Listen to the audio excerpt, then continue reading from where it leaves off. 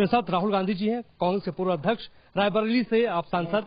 नमस्कार राहुल जी, हमने आपको देखा कि आपने देश भर में पसीना बहाया और आज एक बड़ा फैसला आपने लिया वायनाड छोड़ने का, रायबरेली में रहने का। यह फैसला कितना भावुक भरा है, ऐसा क्यों किया आपने? नहीं, काफी मुश्किल डिसीजन था, इमोशनल डिसीजन था, क्योंकि मेरा दोनों जगह से इमोशनल रिश्ता है, रायबरेली से और वायनाड से। पिछले 5 साल से मैं वायनाड का मेंबर ऑफ पार्लियामेंट हूं और बहुत अच्छा मेरा एक्सपीरियंस रहा, बहुत प्यार मिला, बहुत रिस्पेक्ट, लव एंड अफेक्शन मिला।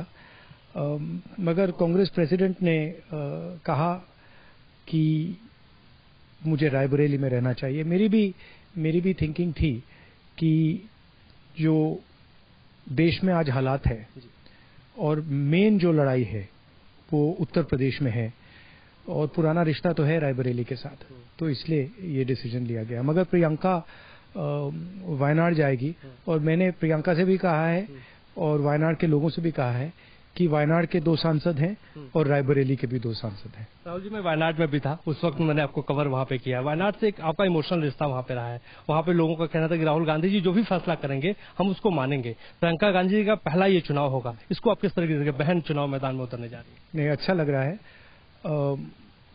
I was telling the people of Wayanad that I will ensure that everybody is happy. People of Raebareli are happy and people of Wayanad are happy. So I'm very happy that Priyanka is going to fight from there. I'm also going to go there. I'm going to go there often, and the commitments we've made to the people of Wayanad we are going to keep. I think I'm very proud that my sister is fighting from Wayanad, and I'm sure she'll have a very, very nice time. I had a really, really nice time with the people there. The affection, it was fantastic. It was a fantastic experience. I constantly tell the people of Wayanad that it was like I was with my family, that it was a second home for me. Of course, Raebareli भी एक दूसरा घर है हमारा, तो अच्छा है, अच्छा हुआ है। कहते हैं कि उत्तर प्रदेश की पगडंडियों से ही होकर दिल्ली की सत्ता में आना होता है और इस बार आपने बहुत बेहतर प्रदर्शन उत्तर प्रदेश में किया है। उत्तर प्रदेश की जनता को क्या कहेंगे राहुल गांधी? नहीं, देखिए, ये जो एक्चुअली उत्तर प्रदेश में रिजल्ट आया है, ये इसमें देश की राजनीति बदली है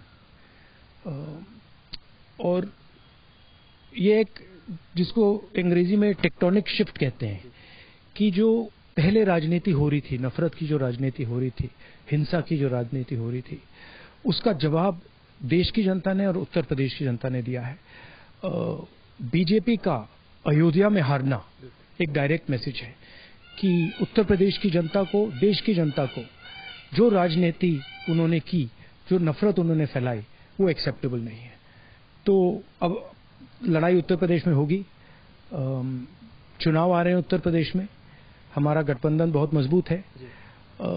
हमें लगता है कि हमारा उत्तर प्रदेश में बहुत अच्छा परफॉर्मेंस होगा और देश की राजनीति को उत्तर प्रदेश बदलता है। 102 सीटें आपके पास हैं लोकसभा में मौजूदा वक्त में, क्या कहना चाहेंगे? श्रेय किसको आप देना चाहेंगे? क्योंकि एक ऐसा प्रदर्शन हमने देखा, राहुल गांधी की भारत जोड़ो यात्रा को हमने कवर किया, शुरू से मैंने कवर किया, भारत जोड़ो नया यात्रा को मैंने कवर किया। ये श्रेय किसको आप देना चाहेंगे? देश की जनता को, और किसको? श्रेय तो उनको ही जाता है।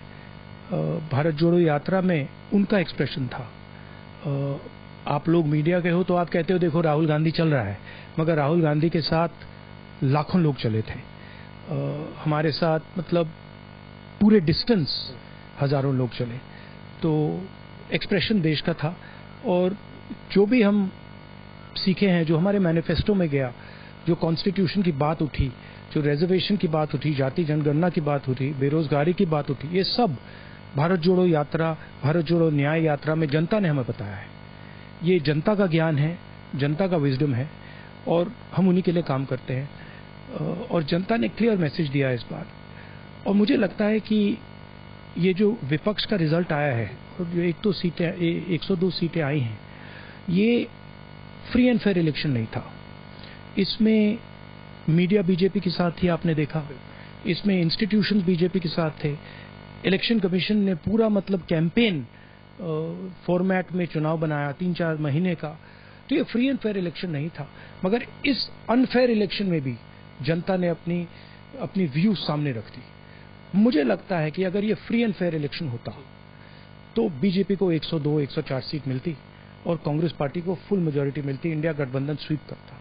धन्यवाद। एक आखिरी सवाल पूछूंगा, बहुत इंपॉर्टेंट सवाल है कि आपने 102 सीटें तो जीत ली, अब आगे चुनौतियां कितनी बड़ी आपके लिए होंगी आने वाले वक्त में, क्योंकि कई राज्यों के चुनाव है। ये देखिए 102 सीट जीती, ये इसको एक तरीका है देखने का। दूसरा तरीका है कि पिछले 10 साल से जो विजन नरेंद्र मोदी जी ने दिया वो फेल्ड विजन है।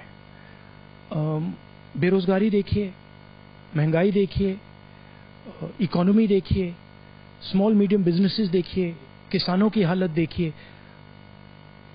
चाइना हिंदुस्तान की धरती में बैठा है, तो हर लेवल पे ये एक फेल्ड विजन है। अब विपक्ष की जिम्मेदारी बनती है, कांग्रेस पार्टी की जिम्मेदारी बनती है कि हम देश को एक दूसरा विजन दें।